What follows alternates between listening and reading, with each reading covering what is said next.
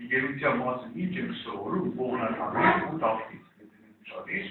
լողը տրամապանում է երեխայի։ Մանչեմ ես ես անապես վազոր զետևի միտից ես կգնացալոց շատ են երմիշտային։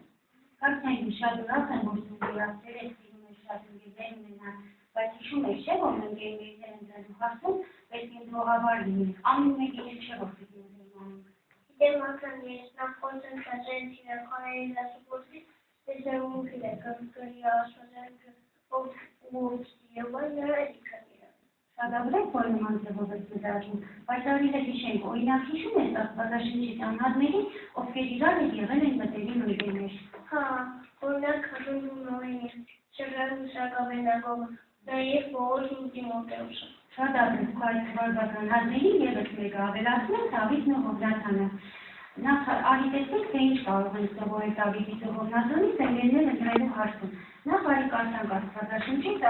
առաջի Սամուել 18-ի առաջի խոսքը։ Երբ նա Սաղմոյի հետ խոսակցությունը վերջացրեց, Հովնաթանի հոգին կապվեց Դավթի հոգու հետ, և Հովնաթանը նրան իր հոգու պես սիրեց։ Տեսնում ես, դա ինչ մտերիմ հարաբերության մեջ էին Դավիթն ու Հովնաթանը, այսինքն հասկանում ենք, որ Անահատի հետ մտերիմ լինելու համար պետք չէ, որ երկուսն են լինեն միևնույն տարիքի անձնավորություն։ Գիտեմ մանրան օրինակ Դավիթն ու Հովնաթանը ունեն տարիքային մեծ տարբերություն։ Ու շատ ճիշտ ես, ու չնայած այդ տարիքային մեծ տարբերությանը, Հովնաթանը Դավիթը մինչև Հովնաթանի մահը հավատարիմ ընկեր մնաց իր համար։ Արի տեսնենք, թե նա ինչպես արտահայտեց իր զգացումները, կարդալով Երկրորդ Սամուել 2:26 խոսքը։ Ողջունում եմ քեզ համար եղբայր իմ Հովնաթան, ու ինչ շատ սիրելի էի, որտեղ ինձ համար կանանց սիրուց ավելի հիասքանչ էր։ Կա օրինակ Դավիթին ու Հովնաթանին ինչ է միավորեց։ Աստծո համեծ սերը։ Շատ ապրես ու նաև հավատարմությունը, ճիշտ է, Դավիթի ու Հովնաթանի մտերմության հիմքում ընկած էին հոգևոր արժեքները։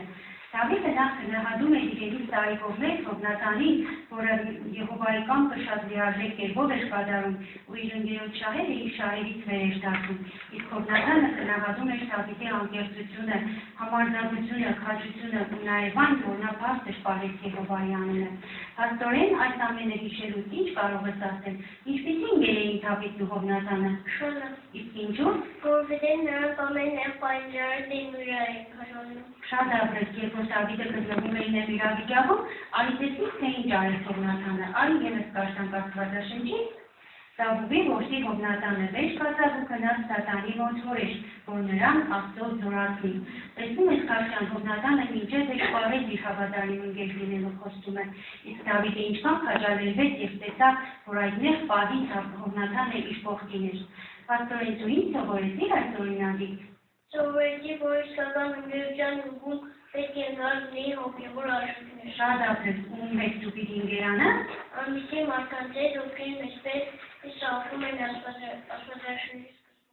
Ճիշտ է, ու նաև տեղին կլինի նշել, որ նրանց հետ, ովքեր ցանկանում են մինչև վերջ հավատարիմ մնան Եհովային, որովհետև նման անհատների դեպքում շփվելով, արի տեսնենք, թե ինչպիսի օրհնություն կստանանք մենք։ Կարդանք Հռոմեացիներ 1:11-12-ը։ Որովհետև փափագում են տեսնել ձեզ, որպեսզի հոգևոր պարգև փոխանցեն, որ հաստատում լինեք, կամ ավելի շուտ, որ փոխադարձ քաջալերություն ստանանք, ինչպես մեր, այնպես էլ ձեր հավատով։ Փաստորեն օգուտը դա փոխադարձ քաջալերություններ։ Կարգ, իսկ դու հոգևոր արժեքներ ունեցող ընկերներ քո արտադրող որտեղ կարող ես գտնել։ Օրինակ ժողովում։ Ճիշտ է, դպրոցում դու կարող ես շփվել քո համադասարանցիների հետ, պատմել նրանց աստվածակավորության մասին, բայց Հովնաթանի ու Դավիթի նման մտերիմ ընկերներ կգտնես միայն ժողովում, ճիշտ է։ Կարճան, իսկ ինչպես ես մտածում, ինչու է այսքան կարևոր ընկերներ ընտրելու հարցը։ Որովհետև մանջան Աստվածաշունչն ասում, որ չար ընկերությունը ապագանում է բարի վարքը։ Շատերին համար մեջբերեցիք, ու ես վստահ եմ, որ երբ գնաս դպրոց, ոչ միայն ընկերներ ընտրելու հարցում տնօրինագետ Դավիթին ու Հովնաթանին, այլ մնացած բոլոր բնակավարներում կաշխատես պահես Եհովայի սկզբունքները, որ միշտ հաճելի լինես նրան, ճիշտ է։ Այո։